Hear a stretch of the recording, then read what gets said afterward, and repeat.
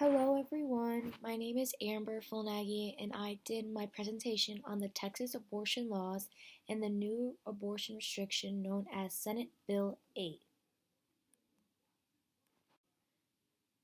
The outline for this presentation is topic and identifying the issue, the background on the policy, the effects of this type of policy, potential unintended consequences, and final thoughts. Topic and identifying the issue. So the topic of this presentation is abortion and the newest restrictions in Texas. And there are several issues that are going to be identified in this presentation. One being the Senate Bill 8, which is one of the most extreme abortion bans in the United States.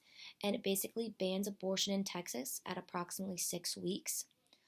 Another issue that comes up is effective abortion care networks, safe and accessible access for women to make informed decisions about their bodies, and the artificial termination of their pregnancy. And lastly, it violates the constitutional right established by Roe and Wade, which is dictating whether a woman's right to an abortion is the safest ethical choice for protecting her overall health.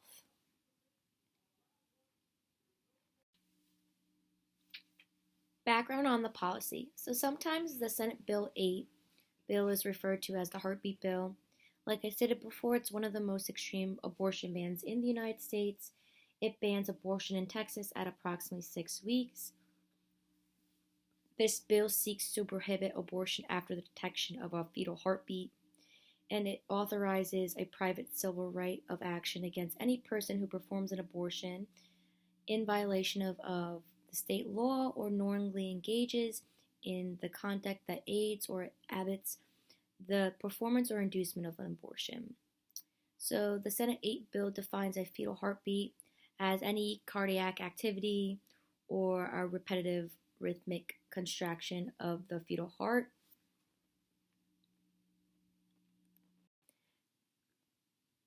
Background on the policy. So the Senate 8 bill prohibits a physician from knowingly performing or inducing an abortion on a pregnant woman unless the physician has determined whether the woman's unborn child has a detectable heartbeat or fetal heartbeat at that. In making that determination, the physician must use a test that is consistent with the physician's good faith and reasonable understanding of the standard medical practice. The bill would also require the physician to record the estimated gestational age of an unborn child, as well as the method used for detecting the fetal heartbeat. The Senate 8 bill is different from other abortion bans because it contains a private cause of action that allows private individuals, not the state, to enforce the law. Senate 8 bill also allows anybody to sue an abortion provider as well as anyone who assists a patient in obtaining care. That is not permitted by the Senate 8 bill. Anyone who successfully sues an abortion provider would get at least $10,000 and a court order prohibiting the practitioner from performing abortions in the future. Effects of this policy. Who is being affected? So the Senate 8 bill would make it impossible for most pregnant women in Texas to seek abortion services. The law would disproportionately affect Black patients, those who are living on low incomes, and those who reside far away from the abortion facilities, as they frequently face barriers of obtaining care. The biggest barrier that Texans face are the need to have enough money to pay for their visits because abortion is not covered by Medicaid or most private insurance plans in Texas.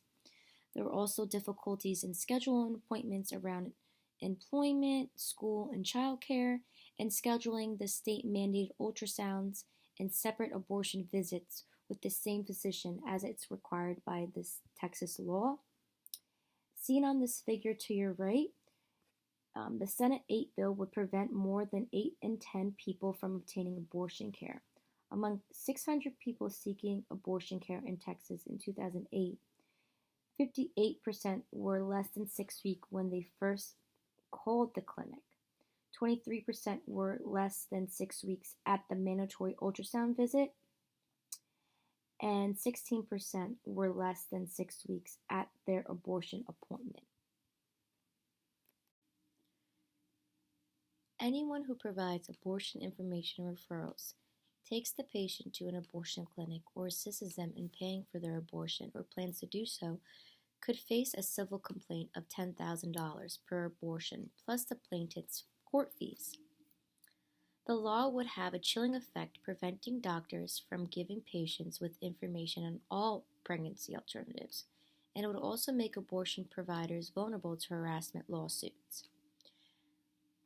Many Texans who seek abortion treatments rely on others for financial help and other things such as travel, and under the Senate Bill 8, their friends and family can also face civil litigations. As seen in this figure, many Texans seek abortion care rely on others for help. 43% have someone drive them to their abortion, and 57% have their family members or loved ones help paying for the abortion itself. Potential unintended consequences. Baseline qualitative and quantitative data from a Turnaway study, which is a longitudinal study that looked at the health and social consequences of receiving or denying an abortion in the United States, found that individuals' characteristics account for the variances in women's reasonings for seeking abortions. Women seek abortions for several reasons, including social economic position, age, health, and marital status. Researchers consider it to be vital for lawmakers to investigate why women seek abortions, because political judgment on whether to support or oppose such legislation may have a big influence on a woman's health, social economic results, and life outcomes.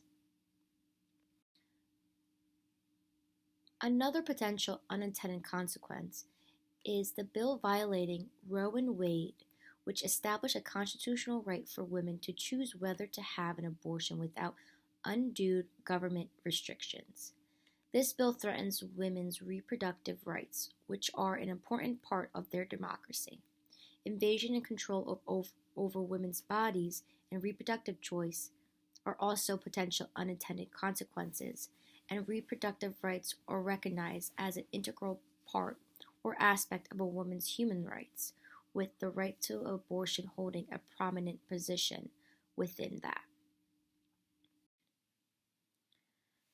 Another potential unintended consequence is that banning abortions actually don't stop women or people trying to end their pregnancy, but it will result in the return of kinds of unsafe abortion practices that kill hundreds of women per year. In the context of abortion legislation, legal prohibitions do not prevent women who seek abortions from getting them. In fact, abortion rates tend to be somewhat higher in nations where abortions are outlawed or severely limited than in the countries where it is routinely accessible. In the United States, abortion is safe for pregnant women, with a 0.44 fatalities per 100,000 operations from 2013 to 2007. Staying pregnant, on the other hand, puts a pregnant woman at a higher risk of mortality, with 20.1 fatalities per 100,000 live births in 2009. Pregnancy-related fatalities are widespread for a variety of reasons, including cardiac vascular disease, infections, and bleeding, or aggravated by being pregnant or from giving birth. Final thoughts. The Senate 8 bill may be unconstitutional since it contradicts Roe v. Wade and the 14th Amendment. The implementation of this bill might expand the division even more in terms of access to and affordability of reproductive health care. This includes abortion. The fact of the matter is, the Senate 8 bill will leave a lot of women in a frenzy to seek an abortion. And whether you believe it or not, women will get abortions no matter what. Safe abortions are the best option for these women, and banning abortions won't stop women from having abortions. It just stops them having safe abortions. And the fact that the U.S. Department of Justice is now suing Texas over the Senate 8 bill might be an indication that the bill will be repealed or is an optimistic view for the future for Texas.